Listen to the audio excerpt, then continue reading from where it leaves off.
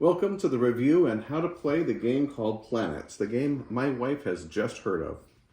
This game involves building a planet out of a 12-sided large dice. It's got little magnets on the sides of it. And what you're going to do during the game is you're going to take little land pieces that have different types of land, and you're going to put it on the die.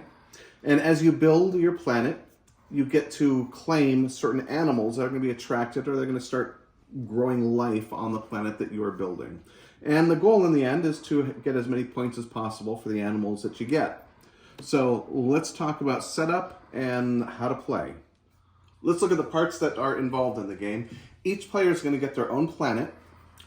And from there, you've got the animal cards. There's a stack of them. And you're going to use some of them in a game. You're not going to use all of them. Each planet has its own theme. So there's got little themes cards for the planets that are going to be handed out randomly.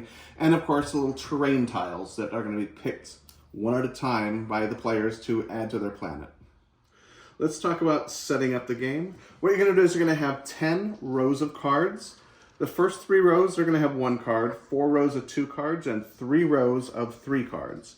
You're going to end up with a bunch of cards left over, so it's not like you use all the cards, or probably about half the cards in the deck. The rest of them you just set aside until later.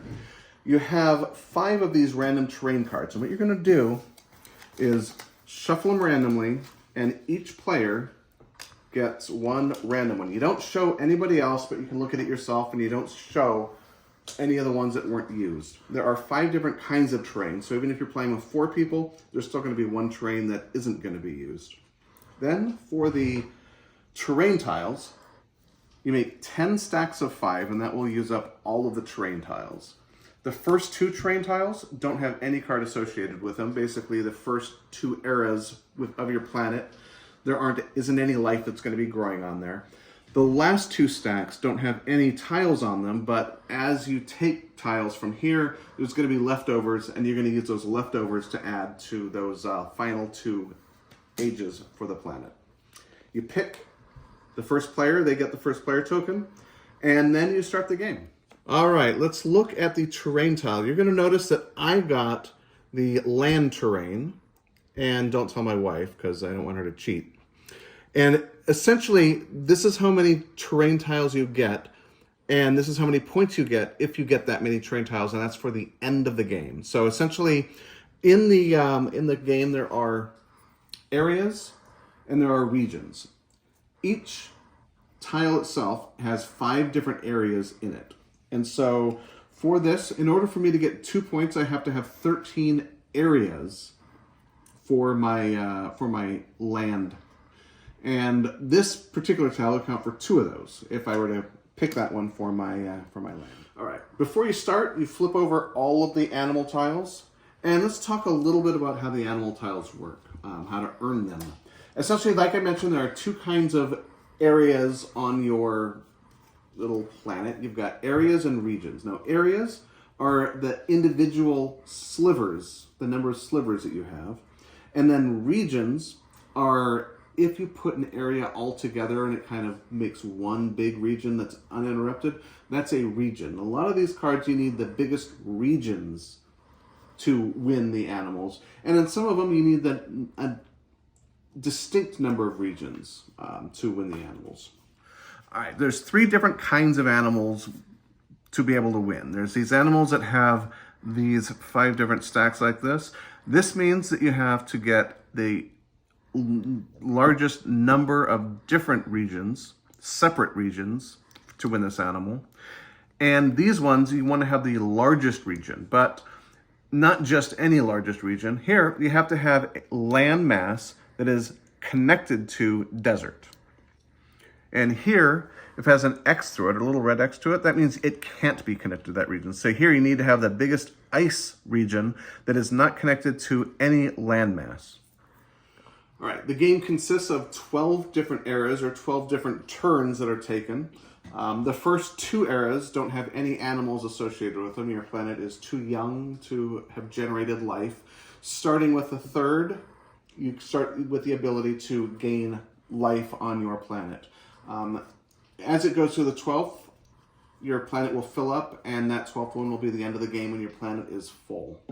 And essentially what you're going to do is you're going to take the newest era, the 5 tiles, and you're going to flip them over.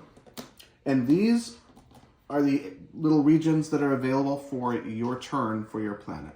So the first player, the person with the first player token, he takes any tile that he wants out of here, puts it anywhere they want on the planet, and once you put something on your planet, it can't be moved, so you can't rearrange your planet afterward. After you pick a piece, the other player picks a piece. If there's animals that are associated with that era, they win the animals that they most qualify for. And then you move on to the next era. The other player gets the first player token. All right. As you decide which tiles to take, what you need to do is kind of look ahead at what is going to be required for getting animals. So if I wanted to get this orca, I'd want to think about a big water region that was next to ice. Now, there is no tile right now that is a water region next to ice, but here's a big water region. 4 out of the 5 areas on here are water. Or if I wanted to go for my landmass, again, don't tell my wife about this. I might get this one that has 2 on there. Is that important? Is it not? I don't know. Also over here, you've got grass needing next to water. Now here's one that's interesting. It's got 3 waters, 1 grass. Maybe that's a good one to get because it helps me with this and it helps me with that. So you want to think ahead about which kind of regions you want to take based on the animals that are coming up. Now, a little bit about scoring animals at the end of the game. And as you know, I have Earth. Don't tell my wife. Shh. What that means is all the Earth animals are only going to be worth 1 point for me at the end of the game. Uh-oh. So actually, even though your planet wants to focus on Earth, if you get a bunch of Earth animals, it's going to score you less because any other animal that is not associated with your own little region is going to score you 2 points. So these animals here are only going to be 1 point in the game. The rest of them, for me, will score 2 points. So I got to be thinking about that. Is it going to be more important to get the Earth areas to score points here? Or do I want to focus on other areas and earn other animals? All right, let's just go through a few turns. I'm going to pick up this tile. It's got 1 Earth for me, and it's got a bunch of water here for helping me with this. It's got the grassy area for this. So I'm just going to stick that on my planet, and then my wife can pick what she wants. Okay. All right. After we pick tiles, there are going to be 3 tiles left because we each pick 1 tile per era. And if there's 4 players, of course, there's only going to be 1 tile left, but we have 3 tiles. These 3 tiles are going to be moved to the second to last era. And essentially what's going to happen is we're going to stack 5 here, and then we're going to start stacking 5 here. And then once we have 5 in each of these regions, we're going to take any extra tiles that are left over, and we're going to discard them. They're not going to be part of the game in the end. All right, we have picked 2 tiles so far. This is what I've done, and you can see what my wife has done over there. One thing about this game is you cannot keep your planet secret as you're building it. It has to be active, so if your other player wants to take a look at your planet and see what you've got to see if they want to pick something specifically, if they can win an animal or not, they do have access to looking at your planet. In this particular case, we are now on the 3rd era. These are the 5 tiles that are available. And right now we are going to be fighting for Orca. So the question is going to be who has the biggest water region that's next to ice? And we can see that my wife currently has nothing. No ice. No ice. Now, if she were to build water here and here with ice, that could work. This one right here might give her, there's no ice on it. So she's not doing anything much. I've got a big icy region with water, so I'm probably going to win the Orca. But we also want to think about winning this one with a lot of land mass here with grassy. So the question becomes, what do we want to pick from here? All right, let's take a look at the planets. We've got an Orca here. I've got 1, 2, 3, 4, 5, 6 areas. So I got a big region here, and it's next to ice. The ice can be as big or small as it needs to be. It only matters how big the water area is. I have 3 water areas next to ice, so he wins the Orca. I get an Orca. Orcas are cute and cuddly. All right, let's talk about these next 2 cards. The raccoon wants to be one. He wants to live in little wooded areas that don't have dirt next to it. So something like this wouldn't count because it's next to a dirt area. But I've got one little region over here that has 3 areas and isn't touching any dirt. My piece only has one area that's not touching dirt, so I guess you got him. So I got the trash panda. Let's look at the eagle. The eagle wants to have different regions, a number of regions that you have. So in this particular case, this would count as one region since it's all linked together. This is a separate region, and this is a separate region. So I have 3 different regions.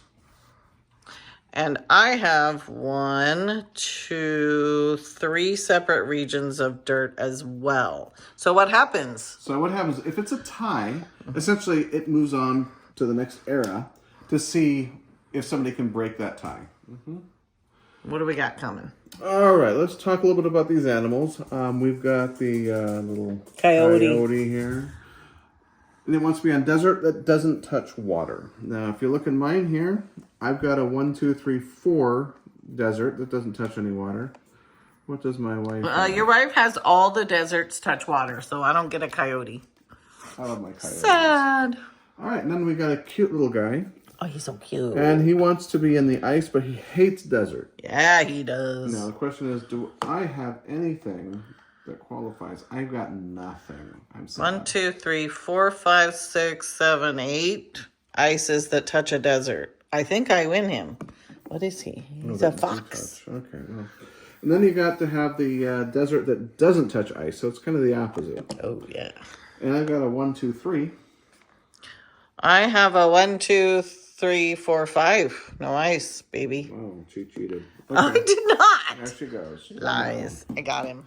All right, now here we've got a situation where you have a tie, so you got to go to a tiebreaker.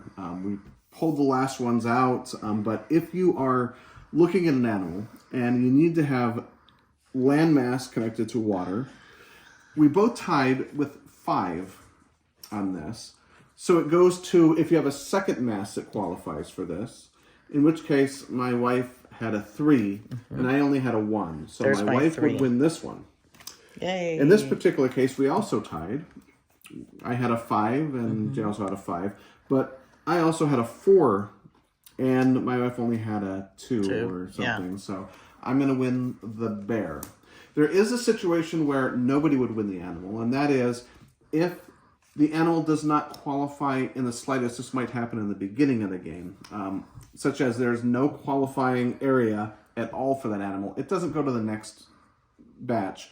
Nobody can win it because the animal can't thrive. Such as, let's say that neither player had a desert that wasn't touching a water. This wouldn't go to the next section. It would just be removed from the board because your planet doesn't qualify for that animal at all. All right, for final scoring, what you can do is it's easier to take off all the tiles and put them in front of you so you can count the areas. Trying to count the areas on a little planet isn't easy to do. So I'm going to take the tiles off and I'm going to count the number of areas I have for Earth. That matched your Earth. 2, 3, 4, 5, 6, 7, 8, 9, 10, 11, 12, 13.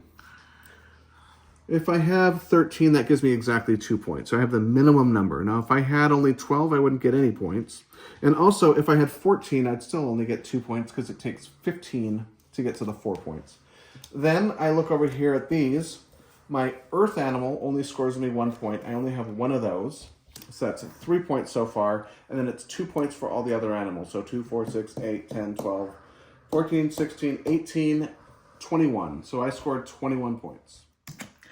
My landmass was desert. So I'm going to go and count up all the deserts that I have. 1, 2, 3, 4, 5, 6, 7, 8, 9, 10, 11, 12, 13, 14, 15. Looking at my card, the 15 gives me 4 points. So I have 4 points here. My desert animals only give me 1 each. So that's 5, 6. And then I have 2 points for each of these. So we're at 8, 10, 12, 14, 16, 18, 20, 22. What did you have? 21? The wife wins! I built the best planet. I'm never playing this game again. So, all in all, Planet is a pretty fun game. It's an interesting twist. You got a different kind of board. You got a different kind of feel for it. It's not grandiose, but it's entertaining enough to come back to. I'd give it about a 7 out of 10. I think I'd give it an 8 out of 10 because I like the planet. Don't ruin the planet. Save the planet, everyone. I don't care. I do.